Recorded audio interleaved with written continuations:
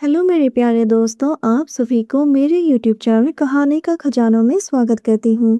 I hope आप सभी लोग खुश होंगे, स्वस्थ होंगे। चलिए दोस्तों, आज आप सबको मैं एक नई कहानी सुनाती हूँ।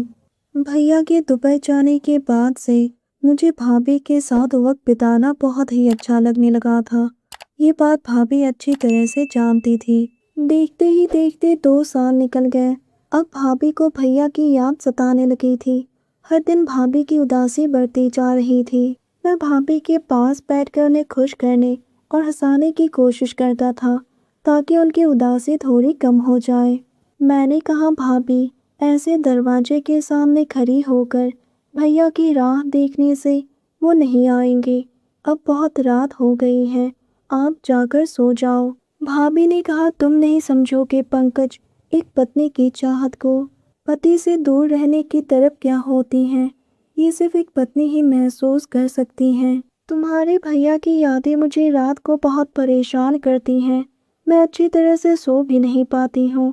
मैंने कहा, भाभी, मुझसे आपकी उदासी देखी नहीं जाती हैं। दोस्तों, चैनल पर पहली बार आए हैं तो इस वीडियो को लाइक, शेयर और सब्सक्राइब करें और एक प्यारा सा कमेंट ज़रूर कर दें। दिन ऐसे ही बीत रहे थे। रात को मैं मोबाइल चला रहा था और चुपके से एक रोमांटिक इंग्लिश मूवी देख रहा था। उसी वक्त भाभी मेरे कमरे में आ गई। जैसे ही भाभी ने मूवी देखी, वो देखती ही रह गई। मैंने पीछे मुड़कर देखा तो भाभी घबराकर बाहर चली गई। इधर मुझे भी समझ नहीं आ रहा था कि मैं क्या करूं। अगले दिन जब भाभी मेरे पास आकर बैठी तो वो मुझे देखकर मुस्कुरा रही थी। उनकी मुस्कान देखकर मैंने राहत की सांस ली और उसी दिन से हमारे रिश्ते ने एक नया मोड़ लेना शुरू कर दिया। उस दिन के बाद से भाभी मेरे साथ बैठकर मूवी देखने लगी और मैं भी बहाने से उन्हें छूने लगा। अब तो मैंने ठान लिया था कि मुझे किसी भी हालत में भाभी की चाहत को मिटाना ही पड़ेगा।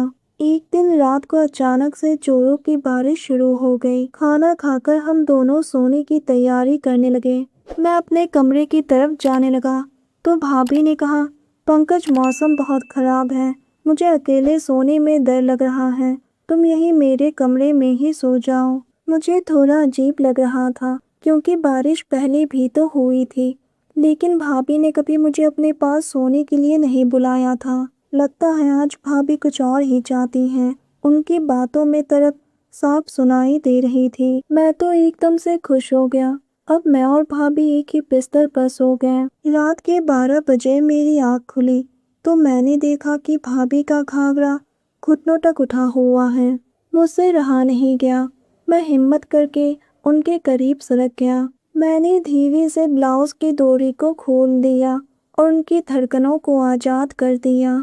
जैसे उनकी धड़कनें खुलकर मेरे सामने आई तो मैं एकदम से बेकाबू हो गया।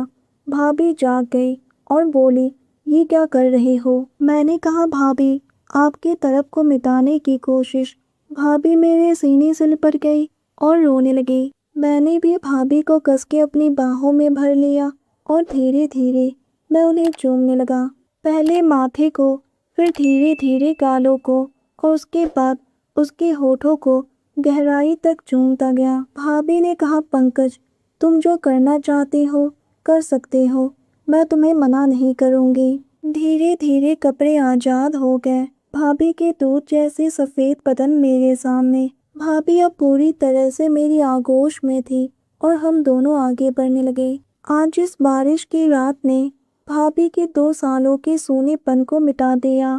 बाहर झमाझम बारिश हो रही थी और कमरे में हम दोनों की मदहोश कर देने वाली आवाज़ें गूंज रही थी। उस रात के बाद से हमारी हर रात ही जन्नत की रात बन गई।